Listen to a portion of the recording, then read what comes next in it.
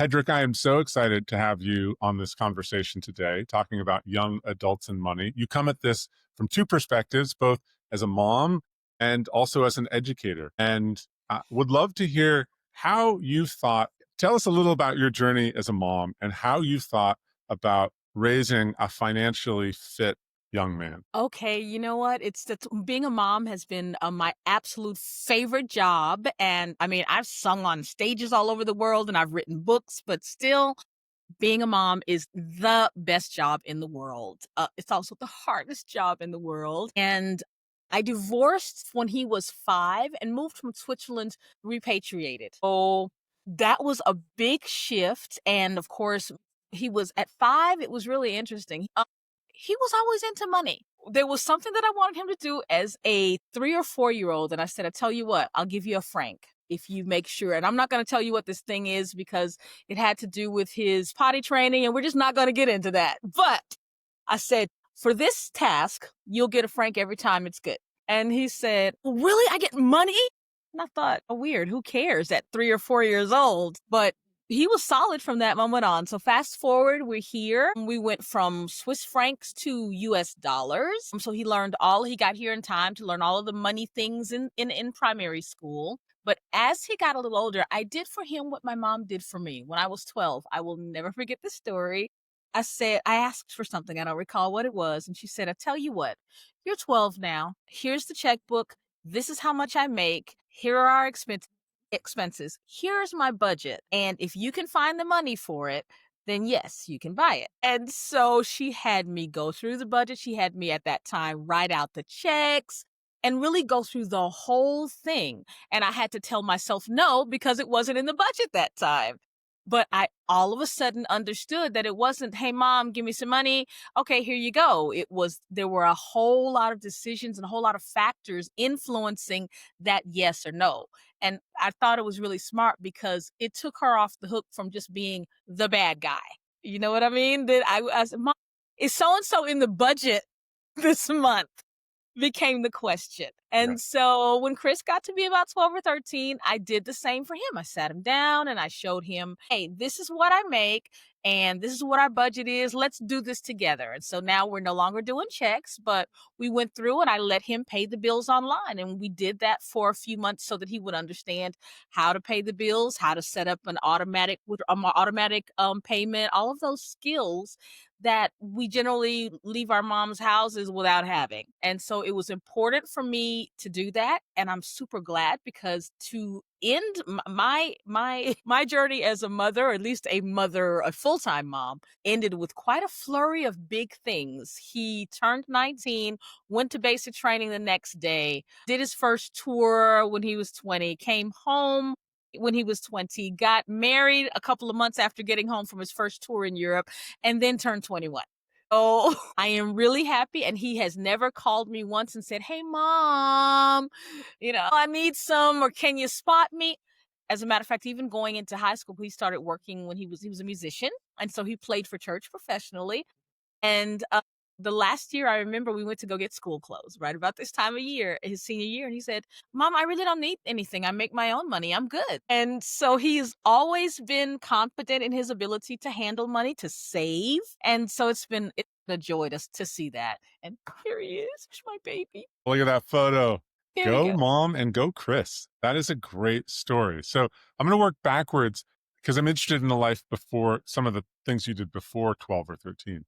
But on that day when you opened up your budget and you said, here's the picture. Here's what I make.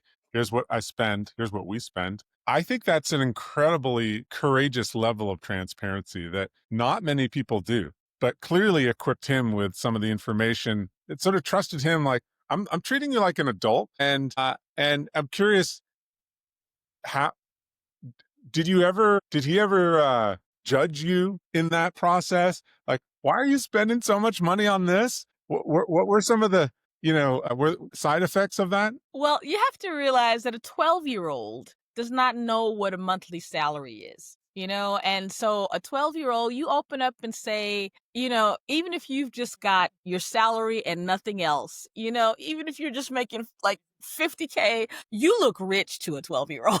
So I wasn't judged. It was like, wow, That Yes. was his first thing, and I said, "Yeah, something like that. Now let's pay the bills," and then the mortgage was, "We pay that much for a house?" And then when we went through, like, credit card statements or debit card statements, those things, this is what our monthly gas and, food bills looks like. "Wow, mom, that's we eat that much?" So it was not judge, it was just shock at how little of the "wow, you're rich" money gets to stay at the end of the bill paying process. Yes. So I think Yes. he that made him an early saver. Yes, yes, I bet. We have 2 boys, ages 12 and 15, and it's Mhm. interesting looking at them. One of them tends to be inherently more of a saver, and one of them tends to be more of a spender. And I will say in our conversations with them, and we don't do this specifically where it's we have them do the budget, but I love it actually. But in our conversations with them, I do find the saver sometimes is pushing us like, why are we don't need to stop for coffee, why would we spend that money? And the spender is happy to sort of encourage spending because those are their biases. And I'm curious, did his influence, how did he influence how you spent your money from that point forward? It's funny, he just seemed to kind of, I guess, get on board with where I Mm. was. I Yeah, tend to be, I don't like using the word regimented, but it's the one that comes to mind. I'm not a big, I love this, let's buy it. I'm very thoughtful about spending. And so, like, we never bought things at the cash register. right. If we want candy, a planner. Sure. So we spend, but we plan. And Love it. so I think that it wasn't a big, there wasn't a big difference because we knew that on Tuesdays was base lessons, and that's the day we went to Blaze for pizza. And on Sundays after church, that's the day we went out for dinner. So there were all these, and we would sometimes, hey, I don't feel like cooking, let's order pizza. There were those moments as well. Right. But I think that we just kind of had a routine, and I guess it must have made sense for him because he didn't call out, and Yeah. he's definitely one who would speak out about this, that, or the other. Right. But Right. he never, I guess it like you said, your kids are inherently either a spender or a saver. So I think whatever I was doing must have been inherently logical for him because Yes. it didn't cause a lot of friction. Yeah, I love it. I mean, imagining through all of your parenting, not just this, but elsewhere, that your values were imparted to him. And so now when you're opening your books, you have a like-minded partner in crime who's has those values, who's now helping out, which is a pretty incredible and powerful, powerful thing. Yeah. Yeah, yeah. I was surprised to see how, because he's an only child. I was surprised to see how when he made his own money, how frugal and generous he was. He was definitely not a big spender, not a hangout at the mall, not a Starbucks, frappuccino every day. And he liked those things, but he Sure. wasn't one to just, he liked having money in the bank. And Yeah. then I guess I also enjoyed seeing him grow up and want to spend his own money wisely and not necessarily want to spend mine, or even the presents got really big once he started playing professionally. He played bass. The first year he bought me a cajon, and that is a percussion instrument that's about $300. And that was a pretty extravagant gift for a 14-year-old. And that was one of his first checks that he spent. And he invested in, and his friends, he was always really thoughtful in the way he gave presents when it was birthday time for his friends and stuff like that. Or, the young people, they cash app each other or Venmo each other. He was always generous in those ways, but also thoughtful and frugal about what he, like, not just spending on random things. Yes. I Yes. think I did that. That was the no cash register buying thing. I think that stuck.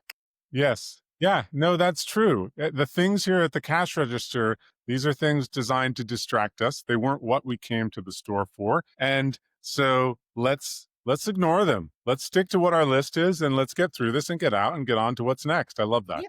And even, hey, do you want gum? Okay, well, let's go back. Let's not get it here. Let's go back into the store and you can get a 10-pack. And Right. so we would get the 10-pack of candy, or the whole thing of Reese's, not just two Reese's for 250. We get the whole thing, or as opposed to getting a $2.50 bag of $2.50 bag of Takis, we would just get a whole thing of Takis. And so he Yes. learned that it made more sense to buy in the store in the aisles than it did to spend twice as much on a third of the amount of product kind of a Right. thing. Did you use an allowance with Chris? Yes, I Okay. did. But again, pretty early on, I think like I said, at 14, he played professionally and he Mm, was making really good money mm, playing as a bassist. uh, And so, he told me, "Mom, thanks a lot. I don't need your allowance anymore." Now, when I was divorced, so his dad then started sending I think when he got about 16 or 17, his dad started sending him an allowance. But he just left it. He said, "Can we invest this?" So we invested it. that's awesome. That's fantastic. Yeah. Yeah.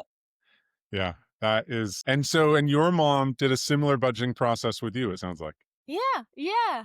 It's funny, I remember that day sitting at the table and feeling super excited because I was holding a checkbook, which at the time seemed so magical and powerful because all of the money was, Yes. Yes. I love that because in our work at Tiller, we're trying to change lives and Right. help people feel in command of their money. And we have a lot of questions from parents and they're wondering, how can I help my child?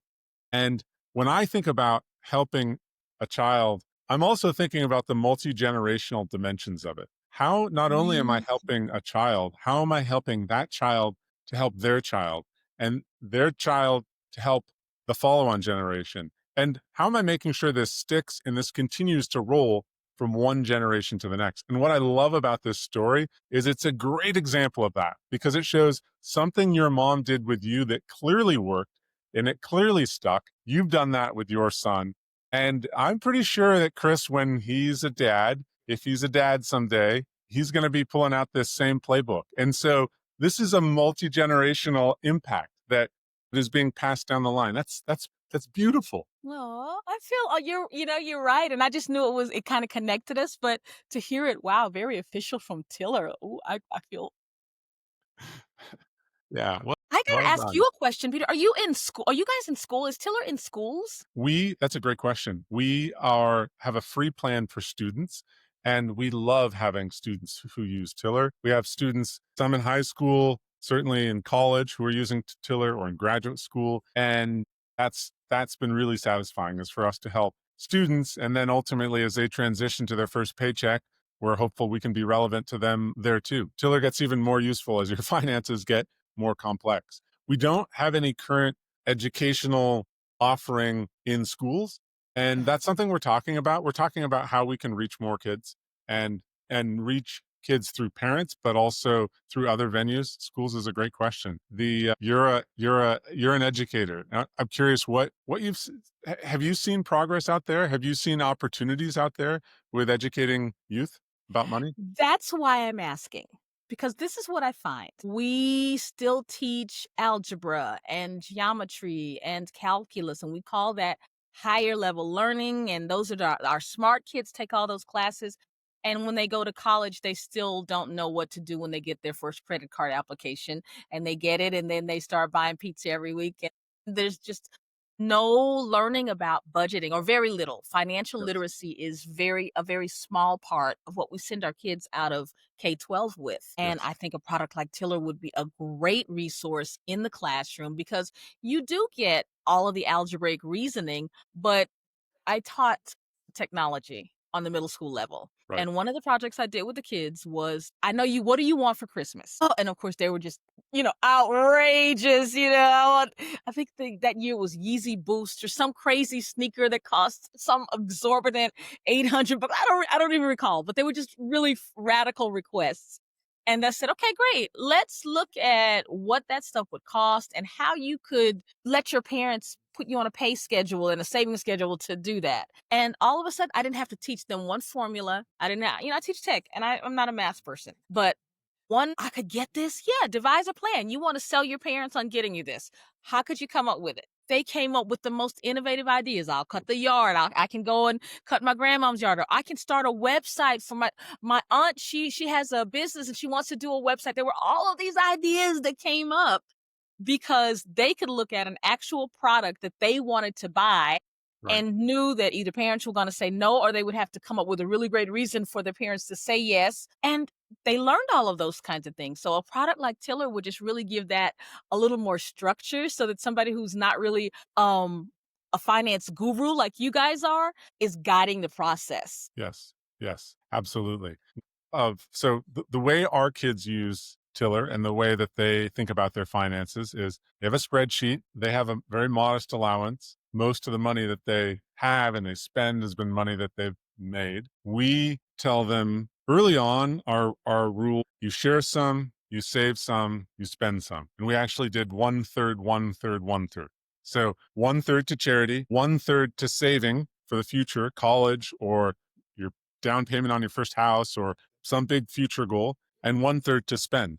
And over time, that has shifted as they've grown older and they're making more money on their own. And the savings piece has grown a bit, and those pie pieces have shifted. And we've let that be an open conversation with them because we want them ultimately deciding what their values are and borrowing from our ideas, but ultimately coming up with a formula that works for them. All of this is tracked in their spreadsheet. So their checking accounts, which are fed into their own Tiller sheet, it's under my subscription. So I've connected all of our banks, and my wife and I have all of our accounts in one spreadsheet. But then we've connected one of the older son's accounts into his own spreadsheet, and the younger son's checking account into his spreadsheet. So they can refer to those spreadsheets. And we don't do any allowance until we review what's gone on in there and how are they tracking? What are they measuring? Have they categorized and looked at what the transactions are? Have they allocated the spending, saving, sharing according to their goals and their values? And then it's time to actually talk about, all right, the allowance. And that's been a really helpful process. Spreadsheets are awesome. Kids are pretty comfortable with spreadsheets now because Mhm. they're used in the classroom broadly. Google and Microsoft both have classroom technology that's pretty widespread, and spreadsheets come up and are often used. And so thinking about money in a spreadsheet is an easy step. And for kids, they can enter that information manually because it's not a lot of transactions, or they can use Tiller. And especially if they want to sign up for a free subscription, or if their parent uses Tiller, they can piggyback off that. And it's a really helpful way for them, because one of the things we've learned throughout our journey at Tiller is the world is really good at getting you to not pay attention to your money. You can click, swipe, tap, subscribe, and pretty much spend on autopilot. And so that process of engaging is helpful for us adults, but it's so helpful for the kids. And I think there's a version of that would be great to package up and think about how we could offer that to a classroom. And I love that prompt because it's a great question. Our mission is to reach as many people and give clarity in their own personal finances and ensure their finances align with their values. And so it's a very mission forward thing for us to think. That's where the free subscription for students comes from, but it's also how else can we reach more students? I love that. Yeah, I know I mean, it's a great idea. I mean, I wish I had had a structure to providing with Right. really on paper, because that was the thing that I thought was missing. I grew up with cash. So there was still cash, there were checks. You actually you handled money. And for them, like you said, you swipe, you tap, you Right. Venmo, and there's no real feeling of it. It just comes and goes. It's very abstract. So I Yes. wish that if I could go back and do something, it would be to give him a real tool, a visual tool to really be aware of what choices he's making. Not just, hey, he's got good instinct, he's making good choices, but to really make them intentionally. And for that, I wish I'd had a tiller with when I was raising him. Yeah. Yeah. Yeah. Well, clearly you've done a great job. I love hearing your stories. What other advice, we've covered a lot here. What other advice do you have for parents who are thinking how to impart some financial common sense to my kids? And I mentioned that I think, we have some customers who feel like they have a pretty good head on their shoulders. And for them, that the riddle is how do I pass that along? But money's sometimes harder for people to talk about than it is in your household, where you're just like, open kimono, here's what we got. There's another cohort of parents who don't actually feel confident about money. And for them, it's even harder to talk about with their kids because it's not an area where they feel strong. So curious if you have, and I love the example of just opening up your budget. Any other advice for parents who want to impart a financial fitness for their kids? I mean, you can just start perhaps with your vacation budget or your grocery budget or your fun money budget. If there's just take one segment of it and use that to teach those same skills. Right. If you have everybody's got, let's go with food budget. Everybody's got a food budget. I don't care how lean it is, you got a food budget. It might be a big food budget, a little food budget, but you've got one. You know about how much you can spend before your money runs out at the end of the month. So taking that and say, okay, generally I spend $800 on groceries and putting that $800 in as a spreadsheet and then helping your kids to track, to make decisions when you get to the grocery store. Yes. I mean, that's one thing that Chris and I did a lot. We looked at the products according there to where they were shelved. We looked at the products according to what they cost per ounce, Hmm. as opposed to the complete unit price. Yes. This one's bigger. Okay, well, this one's bigger, but we're a small household. Is it really advantageous? Just making those kinds of choices. So start with food. And Love it. food's also usually fun Yes. because if your kid says, "Oh, I really want to have a birthday at Chuck E. Cheese." Okay, well, great. You want to do that for the next 3 months? We need to save money on our food budget. And Yes. then you get to come up with the menu. And Yes. so there's some really other good opportunities when you talk about food because they can make shopping lists. They can come up with recipes. You can talk about dietary, health related and dietary related skills as well. So it bleed because finances bleed over kind of into everything.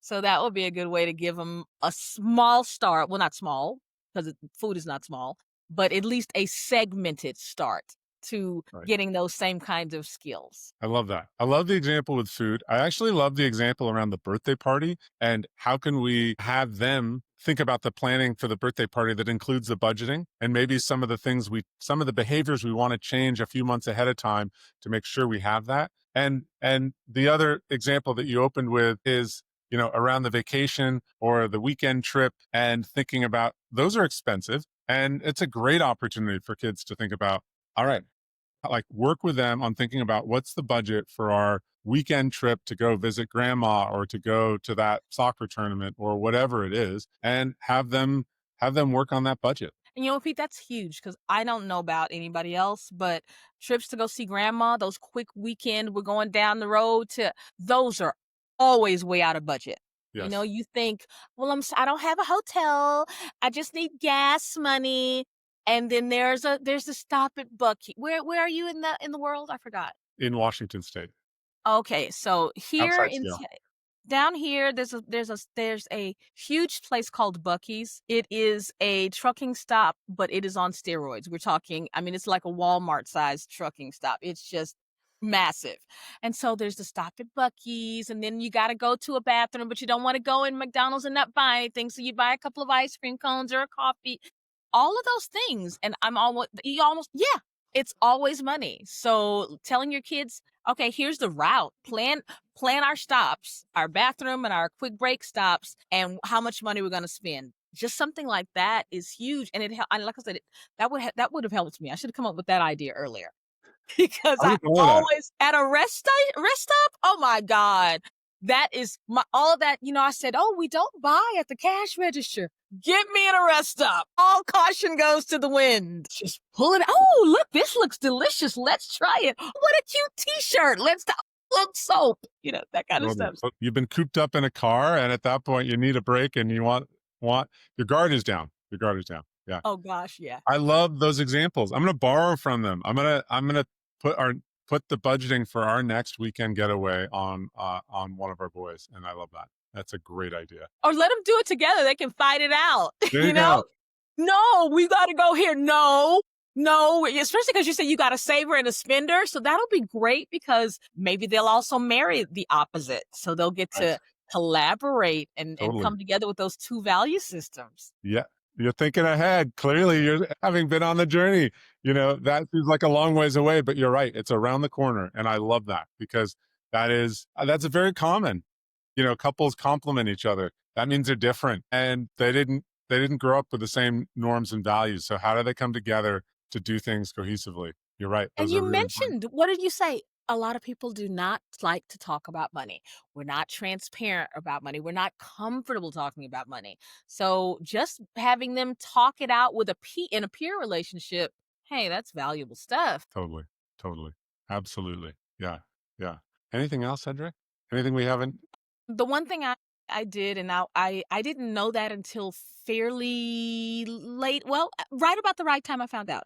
I put one of my credit cards, I got a credit card for my son in his name so that so he could build credit, Go so for it. that his oldest line of credit by the time he got out of the house was already 4 or 5 years old. Yeah. And he never saw it. It stayed in a drawer at my house, but still, because it was there, it was building credit history for him. So I would do that, and again, it doesn't cost a thing. It simply allows them to build some credit history so Yeah. that when they wanna live off campus and get that first apartment, they can do those kinds of things. It's a great point. It's a great point. Yeah. Yeah. Yeah, that is and then I love it. And you're right. And the card can just, you get a second card for them on your account, put that card in your sock drawer, or just cut it up as soon as it arrives and throw it away. But Yeah. now they're on the account, and it's the nutty way that our credit system works. It's, yes, I understand you need a credit history to take out a loan, but it basically means you need to have shown that you can handle debt. And for most people, you don't need debt until you're doing something significant like a house, maybe a car, but you certainly Right. don't need it for that television set, ideally, right? So it's the insanity of how we build credit histories. But that is a great point. And adding a child onto an account does help their history, even if they never spend a dollar on that account. Yeah. That's all I Hedrick, got other than Get Tiller. Hedrick, I so enjoyed this conversation. Thank you. Well done again. I'm just going to underscore that as a mom in sending your child off on a very good trajectory. Really appreciate your thoughts and your wisdom today. Thanks, Hedrick. Thank you. It was a pleasure. Thanks for having me.